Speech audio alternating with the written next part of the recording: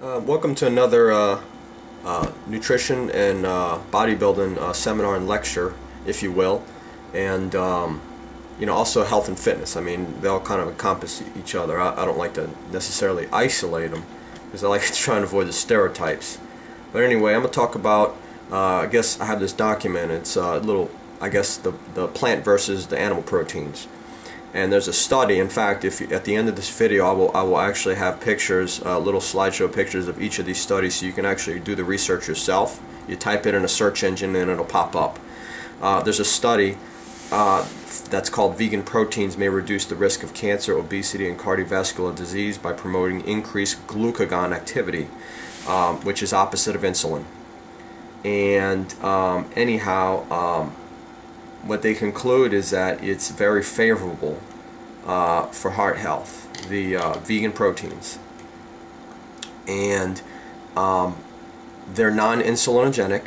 Okay, so that's a high fat that allows them to have more fat burning effect. Insulin is actually a potent inhibitor of fat oxidation. It's the most potent inhibitor.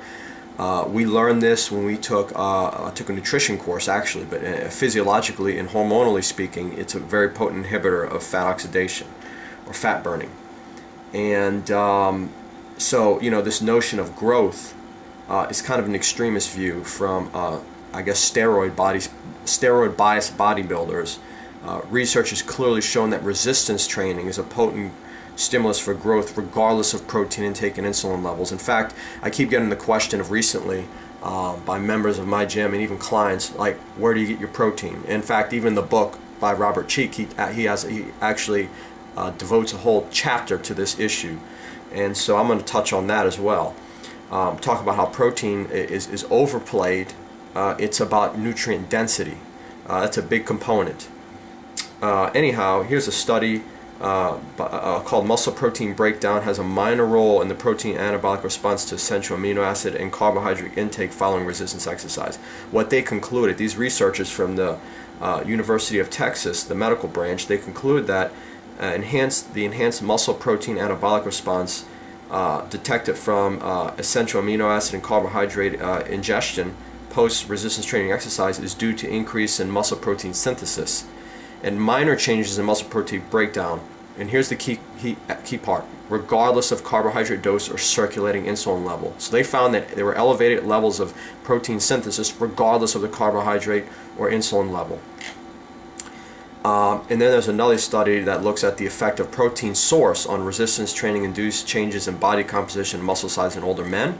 And what the researchers there conclude, this is from the University of Kansas State, they conclude that the data suggests that increases in muscle strength and size were not influenced by the predominant source of protein. If protein intake was adequate. So it's less about the source, it's about the encompassing total amount of protein. And then finally, there's a study from Tufts University, and it looks at combining exercise and dietary intervention to optimize body composition and aging. What they found was resistance training during hypocaloric dieting augments lean mass while further reducing fat mass.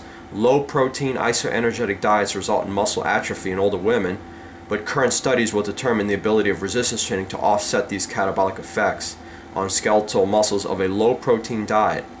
So what they talk about is resistance training being anabolic in lieu of a low protein diet. I'm not advocating low protein. What I'm saying is it's not just one thing. We always think high protein. Well, resistance training has an anabolic. So it's not just about protein, okay, and whey protein and casein. And here's the thing, anecdotally speaking, a lot of people, I hear this, okay, and I'm sure you've heard it as well. Dairy proteins can be pretty rough on the stomach. In fact, I remember a couple of years ago I was in GNC, and the employee there, in fact, this guy was, I don't know if he competed, but he had a bodybuilder physique, he had a look, bulky, big, whatever. And he said, I mean, I don't know how else to say it, but I'll just quote him.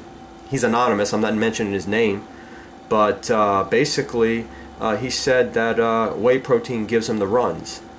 So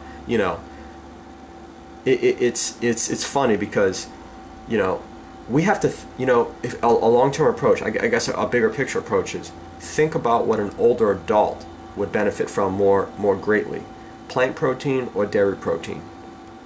dairy protein is going to be rougher on the stomach for an older adult. So basically, we're taking advantage of our youth and the fact that, you know, our operating system, our human body, is able to be more tolerant for these stressful proteins.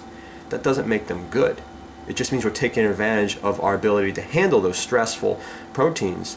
Now that's debatable, you know. I mean, like I said, in moderation, it's okay. I mean, I still sometimes when I have whey protein. You go to Smoothie King, unfortunately, they don't really have many plant-based proteins, unless that's changed, which I hope it does. But I'm telling you right now, I mean, I was always fascinated by plant proteins having a low insulin index and low glycemic index, which means, this is the cool part, they build muscle and burn fat at the same time.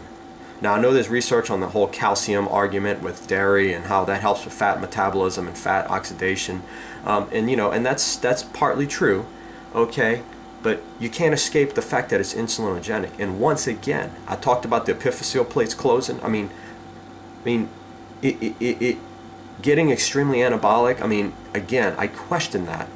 I'm not so fully sold on that. I believe we can be optimally anabolic, not extremely anabolic. Again, we're kind of comparing the apples and oranges, the homeostasis versus that extreme discussion group. And when we talk about it, we're talking about the steroid users and whatnot, and that whole population. So anyway, thanks for watching. Tune in for some more research, evidence-based discussions. Thank you.